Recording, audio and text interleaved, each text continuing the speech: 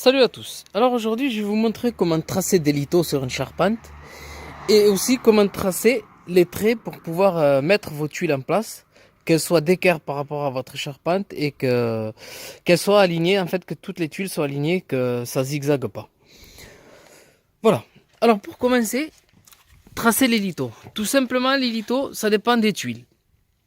Moi, c'est de la DC12 du vieux Mehdi. En fait, toute la DC12, c'est exactement le même anthrax.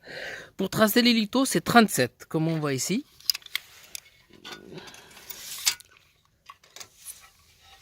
Voilà. 37 anthrax. Mais, par contre, quand vous allez commencer au début, en fait, il vous faut mettre votre emplacement de litho. Comme on voit là. Hop là, je vais juste pousser. Là. Et là, comme moi je veux que ça soit aligné avec le début de la fermette, voilà ce que j'ai mis le litho, je l'ai tracé à l'intérieur. Et au lieu de mettre 37 pour le début, comme on voit ici, voilà. Parce qu'en fait le litho, je le mets à l'intérieur pour que la tuile elle dépasse. Du coup moi de l'extérieur vers le haut, j'ai mis 35. Mais bon, je me suis basé par rapport à l'intérieur. C'est un traçage. En fait le début c'est à vous de le définir. Mais après c'est 37 de chaque, voilà comme on voit ici, de chaque litho. Si jamais vous faites les traits en haut, continuez à faire les traits en haut jusqu'au bout. Si vous commencez par le bas, que vous faites les traits vers le bas, et bien vous faites tous les traits 37-37 et vous savez que votre litho il va vers le haut. Voilà. Pour l'instant, c'est très simple. Une fois que vous avez mis tous vos lithos, il vous faut tracer l'emplacement des tuiles. C'est pareil que les lithos en fait. Pour définir l'emplacement des tuiles, tout dépend si vous voulez que la tuile elle dépasse. Parce que moi, comme c'est un abri, j'ai voulu que la tuile elle dépasse. Je vais essayer. Voilà.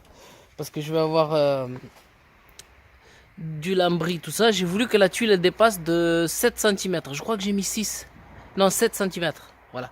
J'ai voulu qu'elle dépasse de 7 cm. Comme je vais avoir le lambris en PVC qui fait 3 cm à peu près. Et j'ai voulu que l'eau, en fait, elle tombe pas sur le lambris. C'est pour ça que j'ai dépassé de 7 cm. Voilà. Une fois que j'ai tracé, j'ai défini mon trait. J'ai tracé, en fait, j'ai mis la tuile et j'ai tracé le bout de la tuile. Et ensuite, comme on voit ici, pour tracer, en fait, vous faites tous les traits à 67,5. Voilà. 67,5, ce qui vous donne 3 tuiles. Ce qui vous donne 3 tuiles, comme ici. Là, il y a les 3 tuiles, ça fait 67,5. Voilà, pour pouvoir aligner en fait tous les 3 tuiles, comme on voit ici. Là, je sais pas si on le voit. Voilà, comme on voit ici, le trait pour pouvoir aligner les tuiles. Tous les 67,5, ça vous donne 3 tuiles sur la DC12. Voilà. Ensuite, comment faire?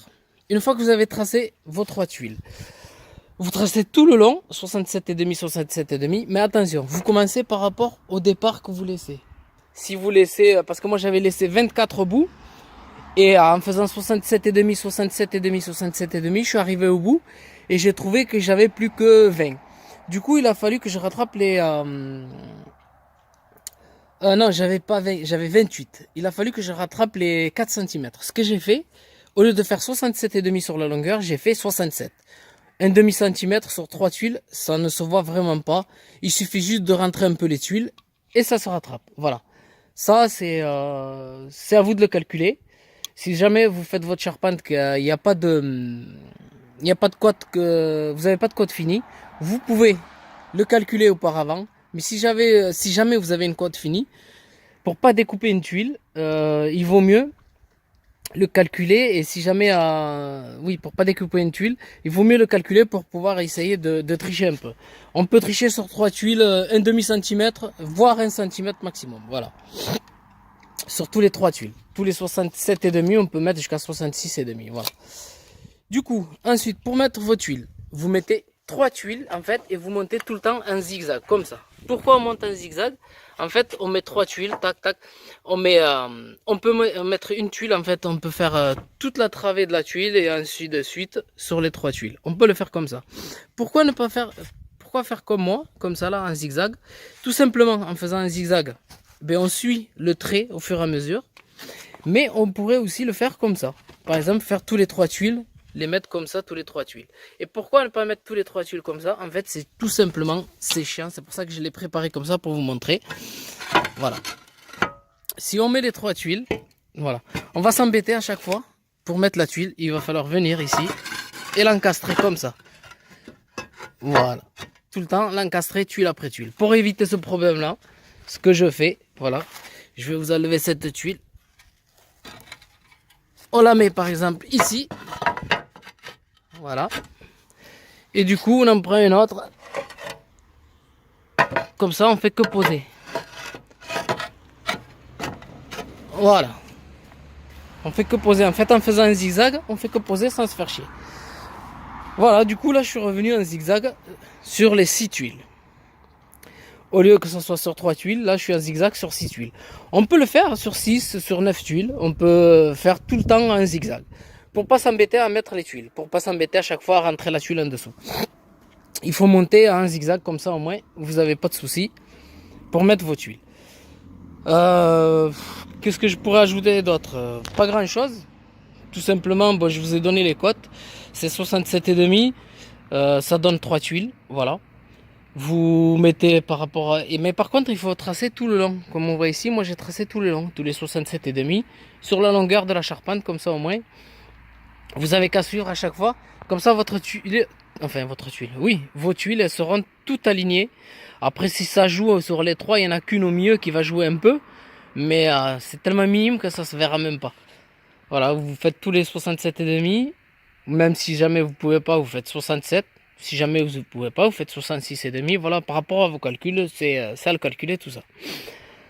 Et après, vous mettez vos tuiles et vous montez en zigzag comme ce que j'ai fait. On peut le faire sur 3, sur 6, sur 9, sur 12. C'est à vous de voir. Tout dépend de la longueur de la toiture et comment on peut le faire et comment on le travaille. Voilà, je me suis un peu emmêlé dans mes paroles, mais j'espère que cette vidéo pourra quand même vous aider à tracer vos tuiles. Enfin, ouais, à tracer vos tuiles, à tracer vos litos. Et pour pouvoir faire votre toiture tout simplement. Voilà, je vous souhaite une bonne vidéo à tous.